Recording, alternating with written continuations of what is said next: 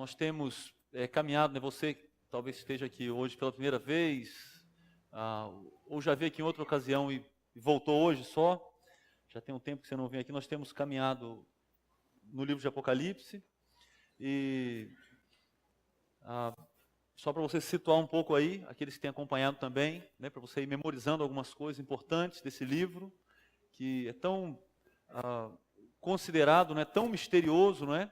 Sendo que ele tem uma mensagem que nós podemos compreender, e muitas vezes nós não entendemos, que nós vamos para o livro já com uma motivação errada. Então nós temos repetido isso aqui.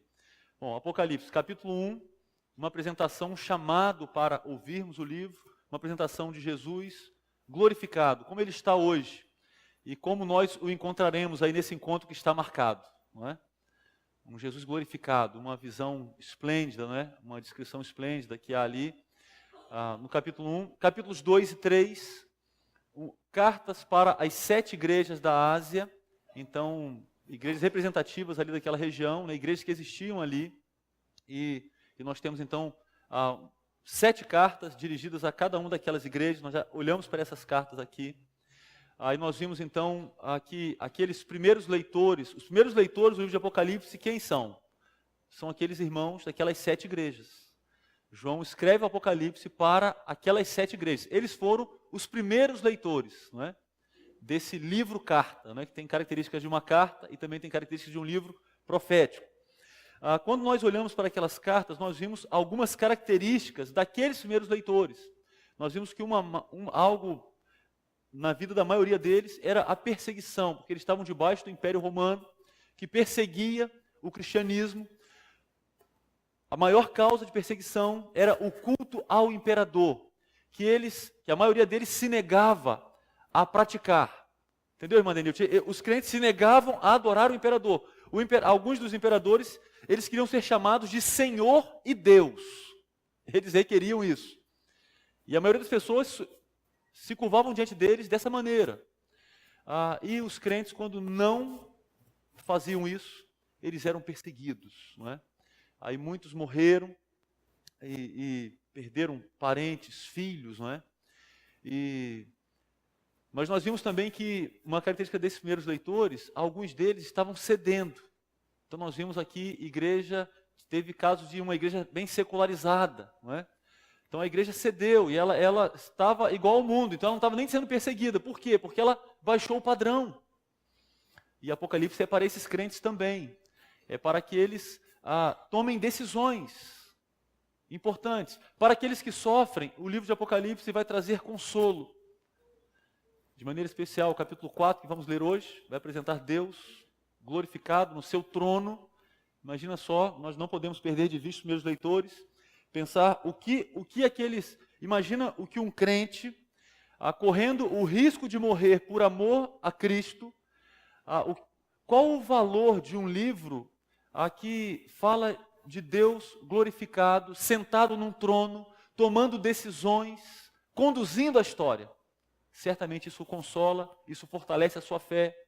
Para aquele crente que está vacilante, que está pensando em ceder, ele é corrigido e é chamado a corrigir a sua vida, a sua submissão.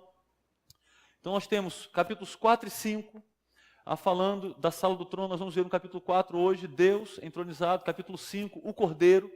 E é muito bonita a figura, eu encorajo você a ler em casa, que você tem 2 cânticos no capítulo 4, direcionados a Deus Pai, 2 cânticos no capítulo 5, direcionados a Jesus, o Cordeiro, e no final do capítulo 5 tem um cântico que fala dos 2 juntos, ligando Deus Pai e Deus Filho, e nós vamos ver isso, se Deus permitir, hoje e no domingo que vem.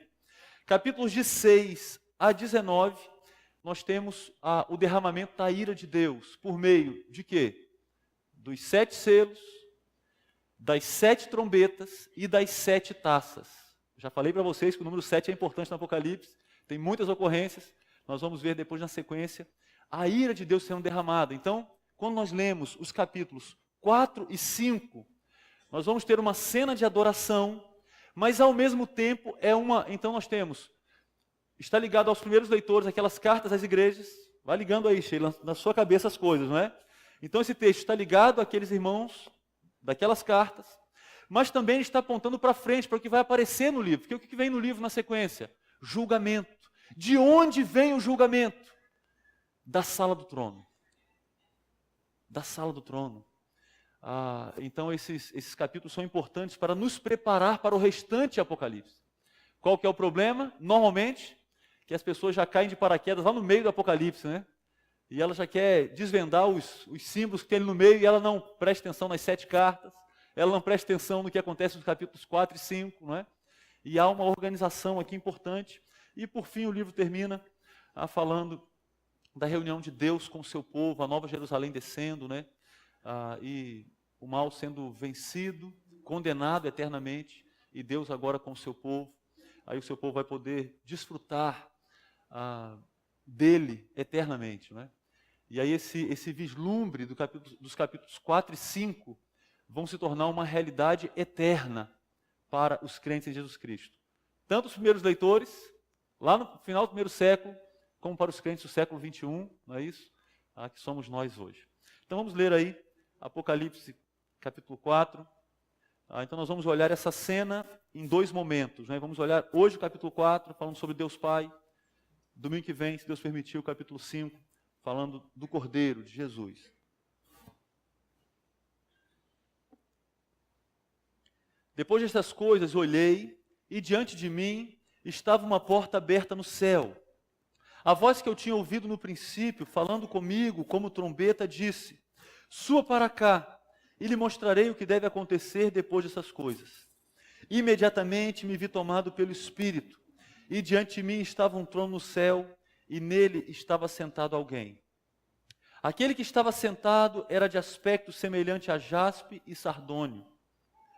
Um arco-íris, parecendo uma esmeralda, circundava o trono, ao redor do qual estavam outros 24 tronos, e assentados neles havia 24 anciãos. Eles estavam vestidos de branco, e na cabeça tinham coroas de ouro.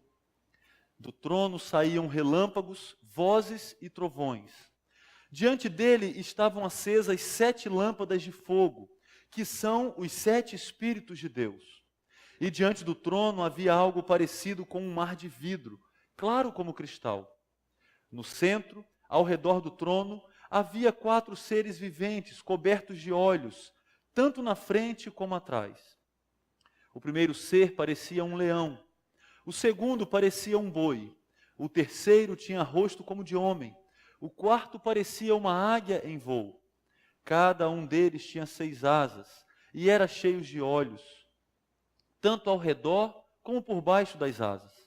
Dia e noite repetem sem cessar: Santo, Santo, Santo é o Senhor, o Deus Todo-Poderoso, que era, que é e que há de vir. Toda vez que os seres viventes dão glória, honra e graças àquele que está sentado no trono e que vive para todo sempre, os 24 anciãos se prostram diante daquele que está sentado no trono e adoram aquele que vive para todo sempre. Eles lançam as suas coroas diante do trono e dizem: Tu, Senhor e Deus nosso, és digno de receber a glória, a honra e o poder, porque criaste todas as coisas, e por tua vontade elas existem e foram criadas. Uma cena impressionante, não? Uma cena impressionante.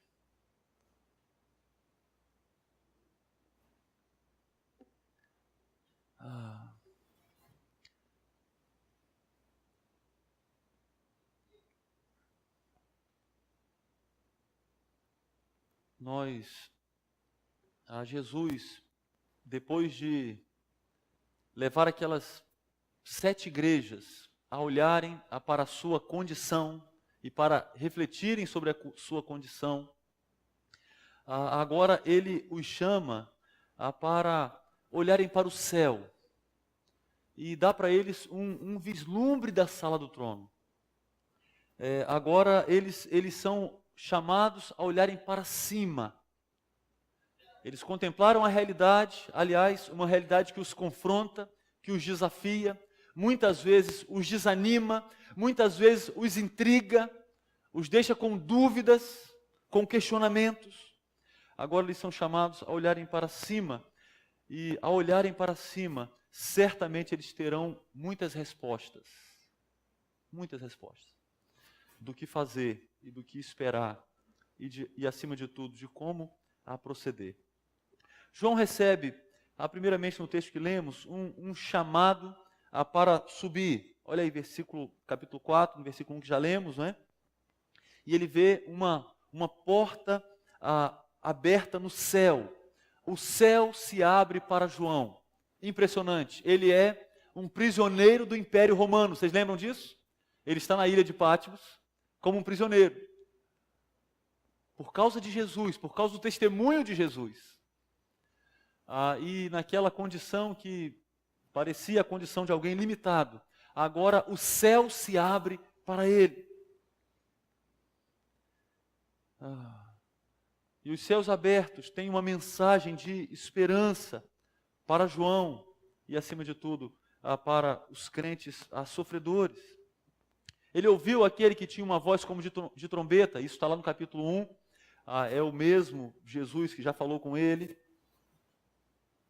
E essa voz como de trombeta é um anúncio típico dos eventos do fim dos tempos, né? As trombetas, elas estão presentes nas músicas, não é à toa, é porque elas estão nos textos que falam do fim.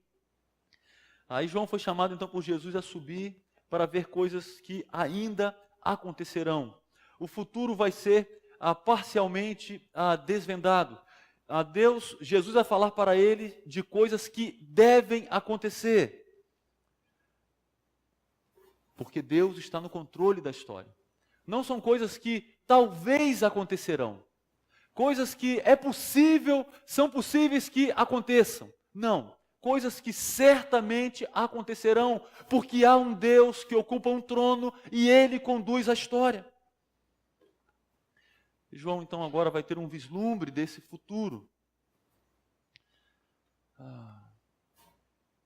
Ele, em espírito, versículo 2 diz isso, ele tem uma visão.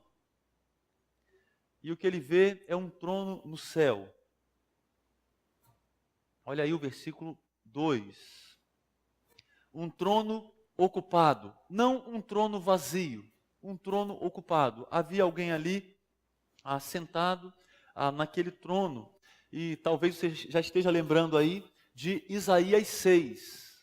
E não é à toa que você está lembrando de Isaías 6. Porque esse texto aqui, ele nos lembra muito Isaías 6 e também Ezequiel 1. Ezequiel no capítulo 1. Você vai encontrar bastante coisa aí. Depois você pode ler em casa, né, e comparar os textos. E é muito interessante que eles se parecem bastante. No livro, o trono de Deus está em contraste com o trono de Satanás e também com o trono de César. Vocês lembram da ocorrência ao trono de Satanás em uma das cartas? E agora nós temos o trono de Deus em oposição ao trono de Satanás. E os primeiros leitores estavam acostumados com o trono do imperador. Nós não vivemos uma monarquia, não é? O nosso presidente não senta num trono. Nós não estamos acostumados com essa figura, mas os primeiros leitores estavam. Naturalmente, o trono é um local de autoridade. Assenta-se num trono quem tem autoridade. Não pouca autoridade, quem tem muita autoridade.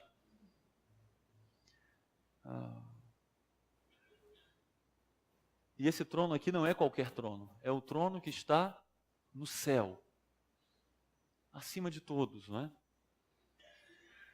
A partir do versículo 3, João procura descrever a glória e a majestade daquele que se assenta no trono. Então é interessante que primeiramente ele não fala, Deus está no trono, ele não fala assim. Nós vamos descobrir quem ocupa o trono, e parece que há meio que um suspense no texto, só quando nós nos deparamos com o louvor que é prestado àquele que ocupa o trono. Você pode notar isso à medida que lê o texto. Ele começa a falar da sua majestade, da sua glória. Ele está falando aqui de Deus. Para isso ele usa as cores brilhantes das pedras preciosas. Ele está procurando coisas para descrever o que ele está vendo. E ele então recorre às pedras preciosas. Aquele que está no trono é semelhante a pedras preciosas. Ele fala aí do jaspe, do sardônio. Aqui são pedras raras e caras. Ao redor do trono há um arco-íris, semelhante a uma outra pedra preciosa. A aliança com Noé é lembrada, preparando o leitor para o tema do juízo presente no restante do livro, como eu já falei para vocês. Nós vamos ver a partir do capítulo 6, juízo, vários capítulos falando de juízo, ira sendo derramada do trono de Deus, sendo derramada sobre a terra. Já está aqui uma lembrança desse juízo que já tinha sido derramado sobre o mundo. Então há ali um arco-íris, você vai compondo na sua cabeça a cena que João vai descrevendo. O esplendor e a glória de Deus estão sendo destacadas. Ao redor daquele trono existem 24 tronos. Versículo 4 aí. João vê então 24 tronos ao redor daquele trono principal. Eles cercam ou envolvem o trono de Deus. Então você tem o arco-íris envolvendo aquele trono, e depois você tem 24 tronos. Ele vai acrescentar ainda mais um elemento mais para frente, não é? Ele vai falar também de 4 seres viventes que estão mais próximos do trono. Então são vários círculos, não é? Com o mesmo centro. Então o trono de Deus está no centro, e aí você tem o arco-íris, você tem os 4 seres viventes, você tem os 24 tronos com os 24 anciãos. Aqueles anciãos estavam vestidos de branco, versículo 4 ainda. Os anciãos não são descritos como aquele que ocupa o trono central. Eles não são descritos assim. Ele fala da roupa que eles vestem, eles estão vestidos de branco. E ele também fala das suas cabeças. Eles têm coroas de ouro nas suas cabeças. Esses círculos representam glória e adoração. Parece que esses anciãos representam aqueles que reinam com Cristo. Nós temos aqui figuras que nós não vamos conseguir defini-las aqui com precisão, e nós temos grandes debates. Nosso propósito aqui eu não vou ficar dando listas para vocês de interpretação. Eu penso que nós temos uma mensagem clara no texto, mesmo sem termos os detalhes, não é, de algumas figuras e símbolos que aparecem no texto. Naturalmente, as vestes brancas daqueles anciãos significam pureza e santidade. Eles são líderes nessa adoração celestial. Andando um pouquinho mais no texto, versículos 5 e 6, ocorrem fenômenos celestiais que se originam no texto, que se originam no trono, desculpe. Olha aí, versículos 5 e 6. Do trono saem relâmpagos, vozes e trovões. Algo extraordinário acontece vindo do próprio trono de Deus. Coisas que o homem não consegue fazer, não é? Coisas extraordinárias. Nós vamos ver isso à medida que caminharmos no livro. Eles aparecem novamente na ocasião lá do 7º selo, Apocalipse 8:5. Na 7ª trombeta, Apocalipse 11:19. Na 7ª taça, Apocalipse 16. E João já está nos apresentando aqui esse trono com eventos sobrenaturais. Aliás, alguns deles nós já vimos no Antigo Testamento, e você pode estar lembrando já aí do Sinai. Você pode estar lembrando do povo de Deus com temor da aparição dele. Os leitores então estão sendo preparados para outras passagens, pois o Deus impressionante e temível é o fundamento tanto da adoração quanto do juízo. Ele é temível, ele é digno de adoração, e ele também tem autoridade para exercer juízo.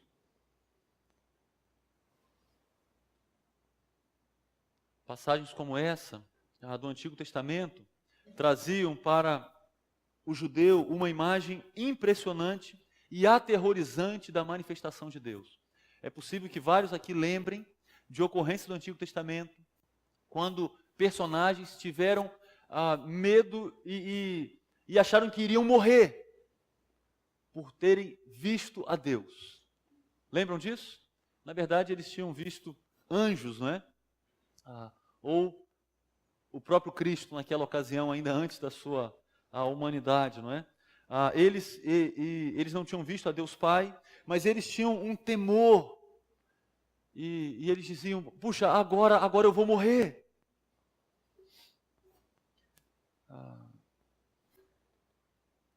Essa visão inicial do seu governo no céu leva à expectativa da vinda de Deus para julgar e governar o mundo. De fato, é um Deus temível, é um Deus majestoso, destacado.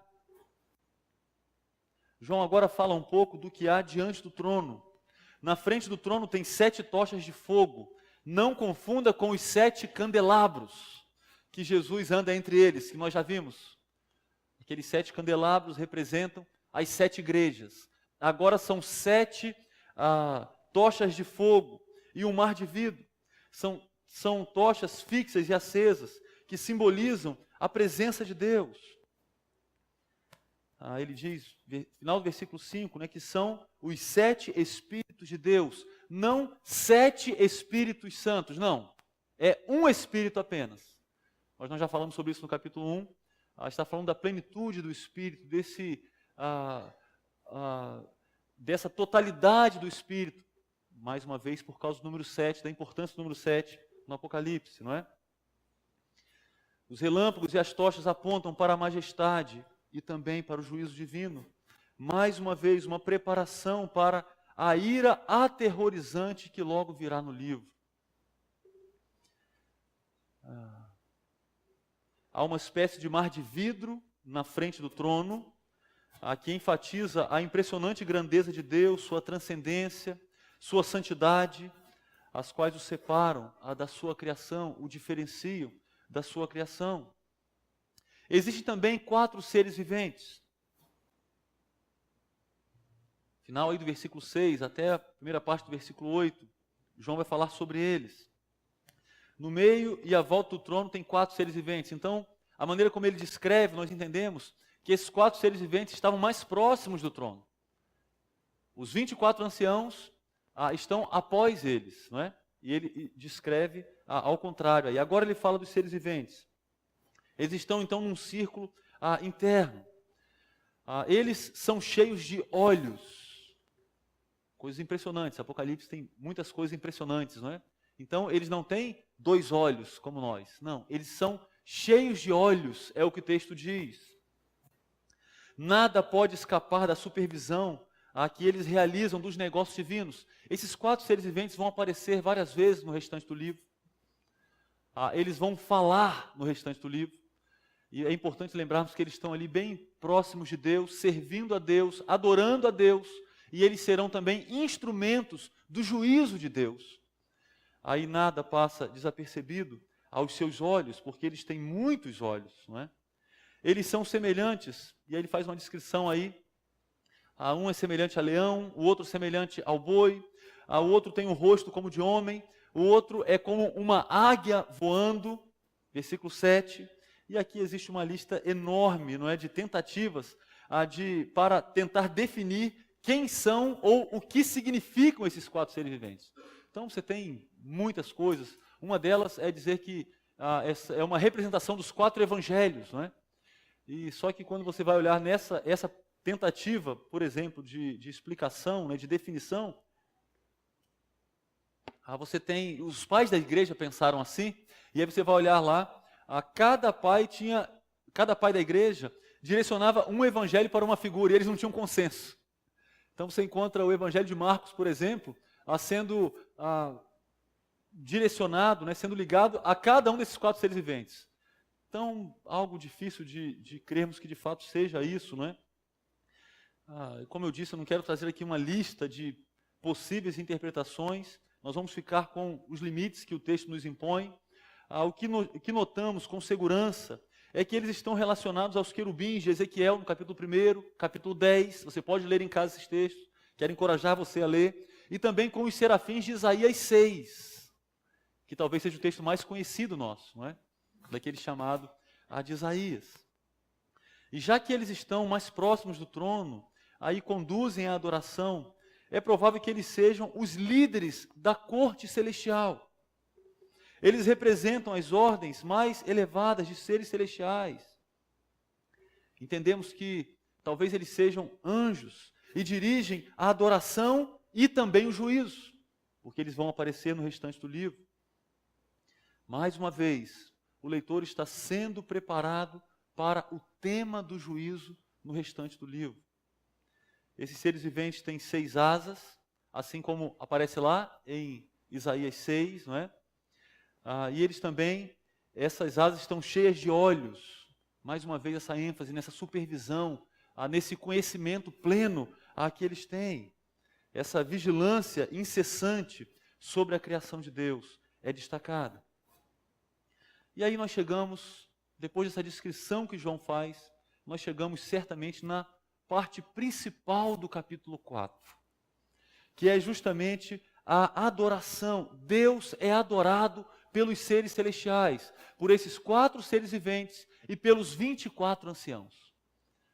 E é interessante quando você vai lendo com atenção o capítulo 4 de Apocalipse. Quando você chega na adoração, aquela curiosidade de identificar os seres viventes, os anciãos, você perde aquela curiosidade, porque você fica atraído por aquele que ocupa aquele trono central. O que os seres viventes fazem? Retira a atenção deles, fazendo com que o leitor volte para aquele que é adorado no trono. Olha aí a partir do versículo 8. Primeiramente, a adoração dos 4 seres viventes. O texto diz que eles não têm descanso na adoração que prestam àquele que está no trono. Há um Deus entronizado que precisa ser adorado constantemente. Eu fiquei pensando, pastor Ruiter, nessa adoração que acontece no céu e a adoração que acontece em todas as igrejas espalhadas pelo mundo. Que coisa bonita, não é? Deus sendo adorado em toda a terra. Você já imaginou quantas igrejas, não é? As igrejas verdadeiras, que adoram o Deus verdadeiro, e Deus sendo adorado. E alguém poderia pensar, puxa, mas para que isso, não é? Para que essa repetição, não é? E aí nós aqui, né, domingo após domingo, publicamente, também em casa, individualmente, em casa como família, nas casas, em grupos pequenos, e adorando a Deus, prestando culto a Deus, cantando para Deus. Nós vemos nessa cena, nesse vislumbre da sala do trono, que esse trono ocupado exige adoração, requer adoração. A existência de um rei, a existência de um Deus soberano, de um Deus majestoso, exige adoração. E há um contraste aqui claro com aquela adoração que era exigida da parte dos imperadores romanos. Há um contraste muito claro. A adoração que eles exigiam não era uma adoração legítima. Não era.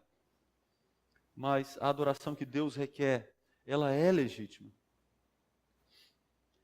A tarefa, então, principal desses seres celestiais é louvar a Deus por sua soberania sobre a criação e por seu poder. O que eles cantam é o primeiro dos muitos hinos de adoração do livro.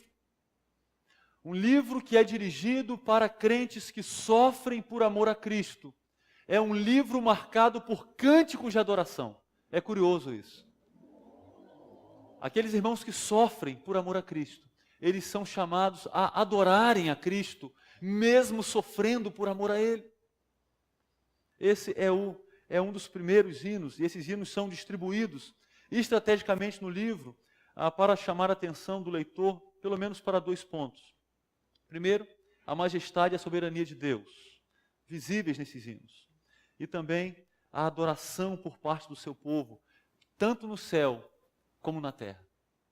O que nós fazemos aqui, hoje, nesse domingo, acontece também no céu. Aliás, o que nós fazemos aqui, nós fazemos por causa do que acontece no céu. Nós imitamos o que acontece lá, porque nós temos a expectativa de um dia estarmos lá. Eles celebram 3 atributos divinos: sua santidade, sua onipotência e sua eternidade. Uma boa adoração, uma adoração que agrada a Deus, ela sempre vai ser baseada em quem Deus é. Então nós não estamos livres para criarmos, não é, a nossa adoração. Então, o poeta, ele está livre para ele dar asas à sua imaginação e para ele fazer então uma música para adorar a Deus. Não está.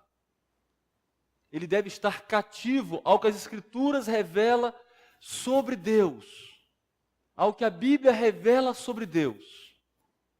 E aí sim, de maneira poética, ele vai poder falar de quem Deus é. E aí nós vamos cantar essas músicas, como fizemos agora, não é? Cantamos músicas tão bonitas, tão precisas, recheadas de atributos de Deus. Porque é assim que se adora a Deus. Santidade de Deus destaca a sua separação da ordem criada. Por isso, ele deve ser adorado. Ele não é um qualquer, ele não é mais um. Ele é o único Deus. Santo, santo, santo, enfaticamente santo, destacadamente santo. Ele está posicionado acima deste mundo e pronto para julgá-lo. E a santidade dele é uma base também para esse julgamento. Por ser santo, ele não tolera o pecado. Esse Deus que ocupa esse trono destacado, o trono do universo, ele é santo, santo, santo. Por isso ele não tolera o pecado. Por isso, o seu juízo sobre o pecado é justo, é necessário.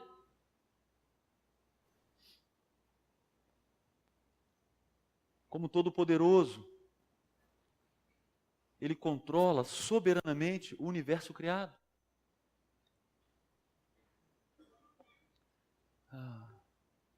Essa verdade encoraja aquele crente perseguido, aquele crente confrontado, não é, com o Império Romano, com aquelas construções magníficas, não é, que estão lá até hoje, algumas delas, não é?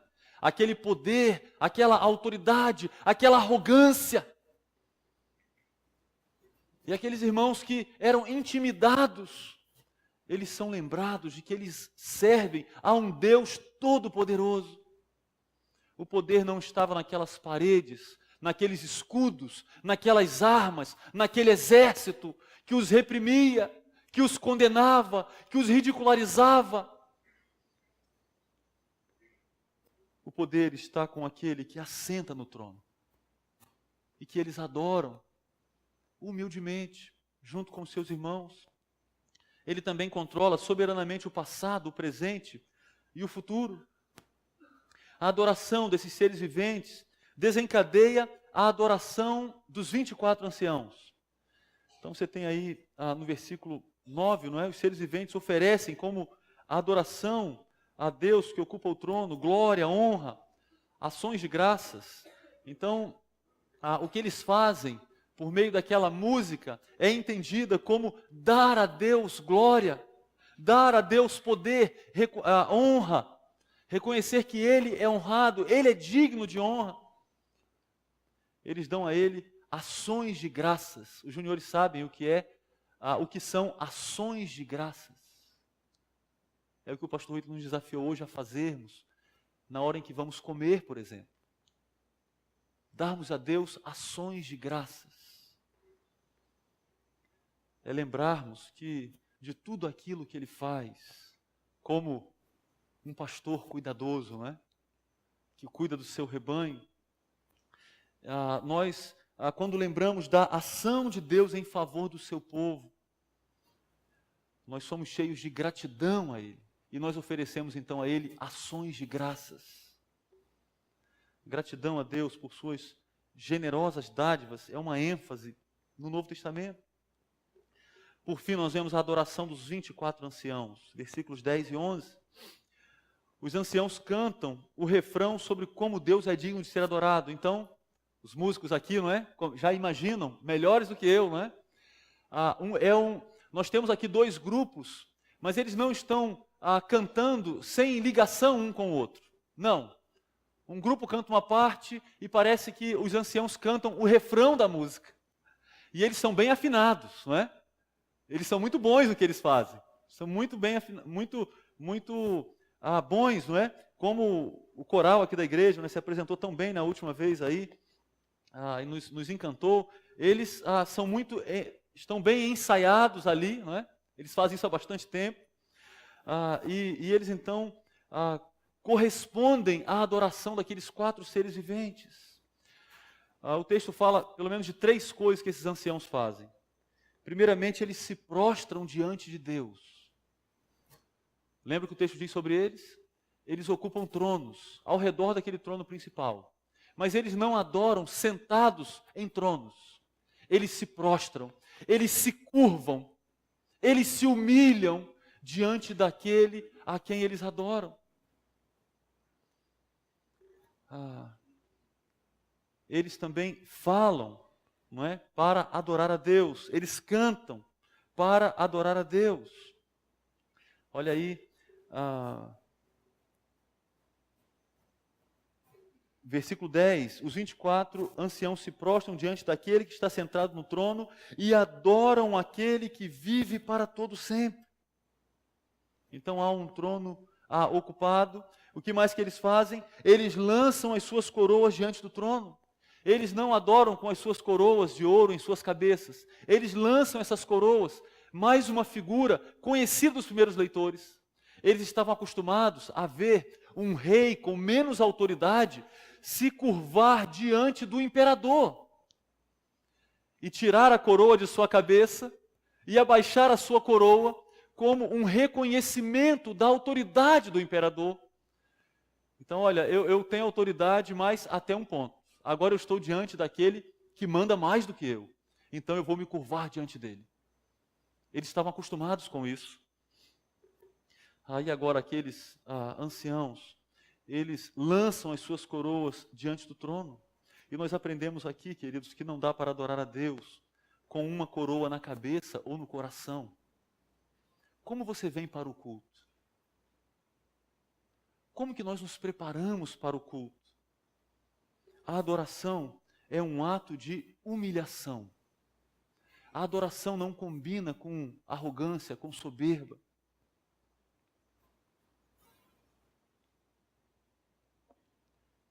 A Bíblia é muito coerente, não é? E quando Tiago nos ensina a não fazermos acepção de pessoas na igreja e a tratarmos, não é, quem tem um cargo mais elevado com honras e a desprezarmos alguém que tem um salário inferior, ele está dizendo, é coerente com o que fazemos na adoração. Porque na adoração ninguém se apresenta para a adoração com títulos. E dizendo, bom, aqui eu vou adorar, mas eu só adoro com aqueles que são como eu. Não é assim. A adoração é um ato de humilhação. E diante daquele que ocupa o trono, todos se colocam na mesma posição de indignos, de humildes, de quebrantados, desejosos de exaltar aquele que de fato tem glória e honra e poder. O Cântico dos Anciãos oferece o clímax para toda a cena do capítulo 4. Então Deus, mais uma vez, ele é apresentado como único, digno de adoração e lealdade.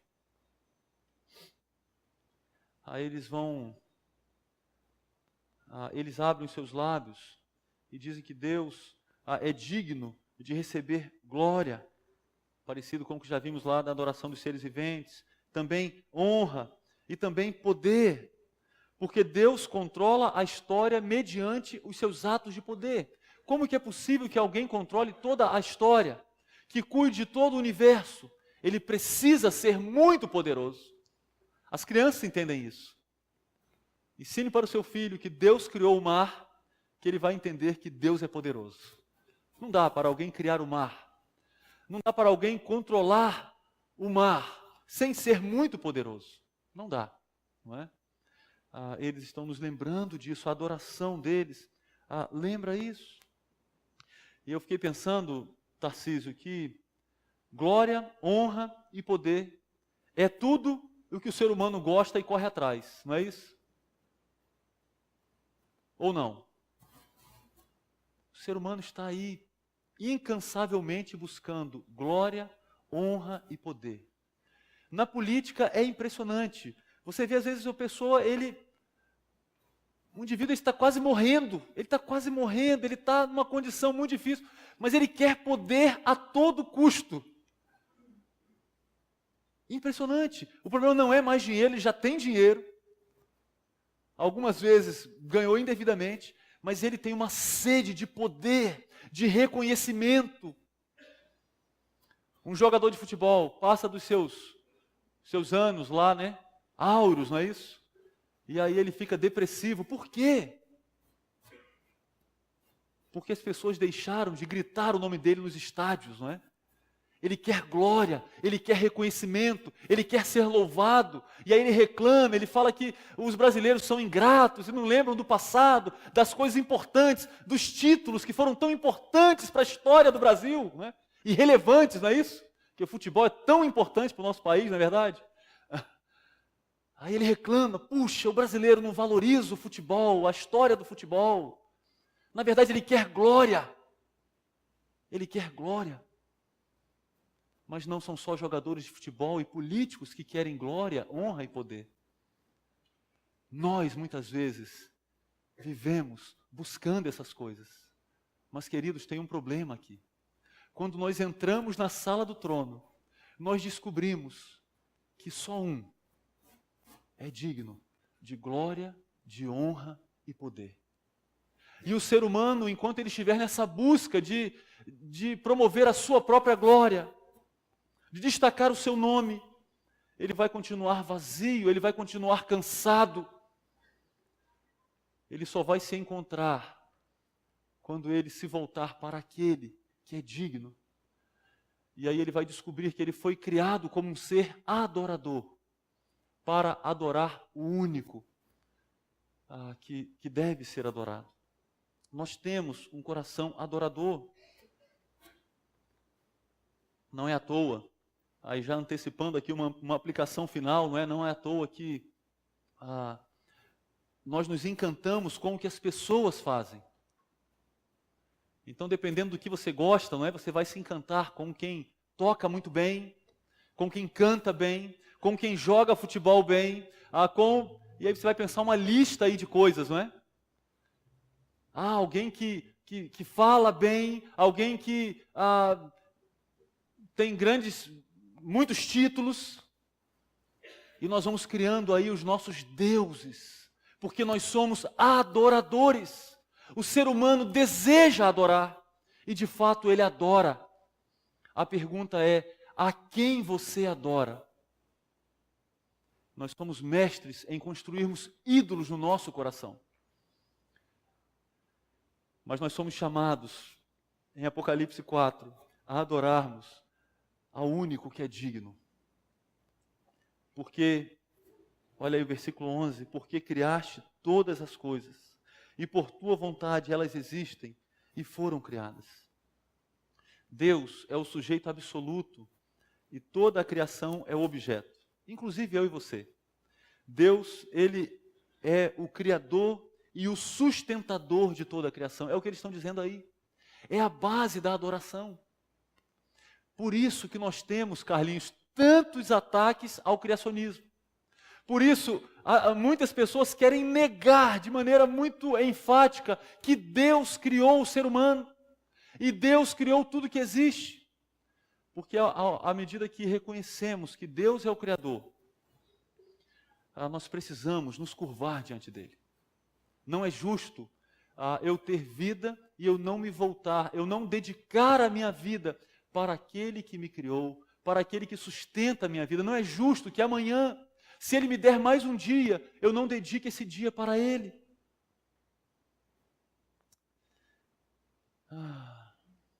Deus nos fez adoradores.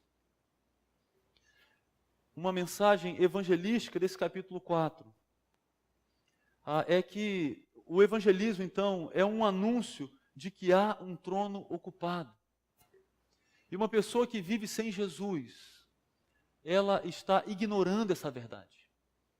E talvez você esteja nessa condição. Querido, o Evangelho diz para você que há um trono ocupado.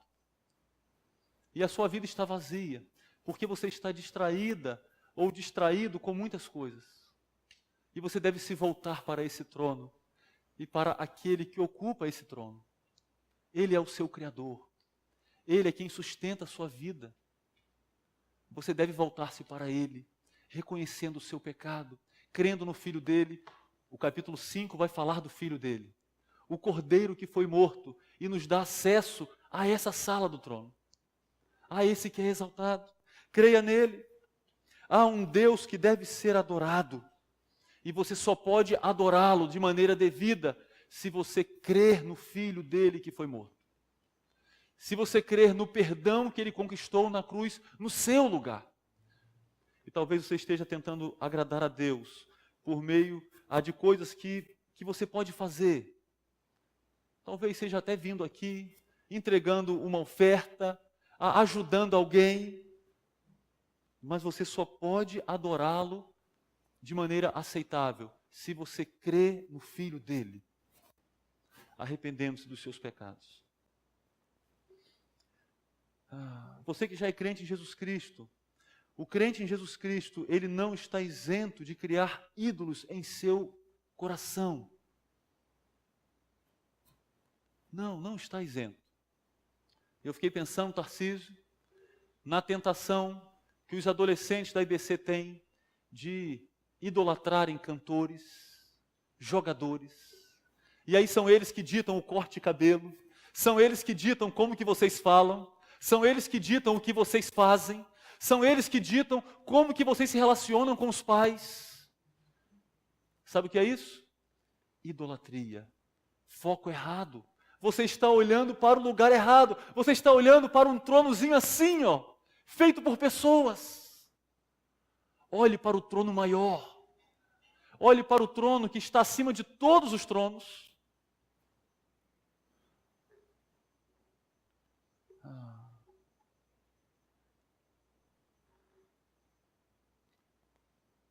Muitos cristãos, alguém escreveu, não é? Muitos cristãos às vezes têm um Deus na prateleira.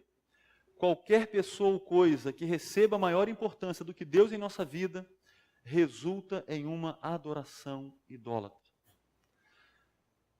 Os cristãos necessitam experimentar Deus em seu esplendor glorioso para adorarem a Deus.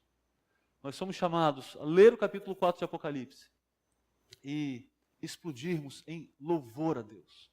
Por isso que os crentes têm alegria em abrir a sua boca e louvar a Deus, engrandecer a Deus, não é? Aqueles que não podem emitir sons, eles fazem isso por meio de gestos, e eles adoram a Deus com os seus corações, eles engrandecem a Deus. Uma grande alegria do crente é adorar a Deus. Um perigo para os crentes é dedicarem essa adoração para ídolos. E todos nós somos chamados a examinarmos os nossos corações e nos voltarmos unicamente para o Senhor. E é isso que eu gostaria de convidar os irmãos agora a fazermos, né? Com alegria. Vamos engrandecer aquele que ocupa o trono. E se Deus permitir, no domingo que vem, vamos ver um pouquinho mais nessa sala do trono. E nós vamos ver que, juntamente com Deus, está o seu Filho. Pode vir, o pessoal do louvor pode vir aqui. Está o seu Filho, que já é vitorioso. Ele não vai se tornar vitorioso no Apocalipse. Ele já é vitorioso por causa daquilo que ele fez na cruz. E ele também é digno de adoração.